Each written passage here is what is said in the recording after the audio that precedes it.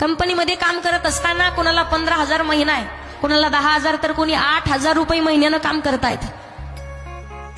एखादी छोटीशी रूम असते, त्या रूम मध्ये 2-2, 4-4 जण राहतात. त्या रूमचं भाडं 3-3, 4-4 हजार रुपये एका मुलाला. मला सांगा 8,000, 10,000 पगारामधून 3,000 रुपये जर रूमचं भाडं जात असेल, लाईट बिल काही जातं, पाणी पिण्यासाठी, काही कपडे घेण्यासाठी, आणि त्यातूनही गावाकडे काही पैसे पाठवावे लागतात. एकदा का पगार झाला तर दुसऱ्याच दिवशी पूर्ण पैसे संपून जातात.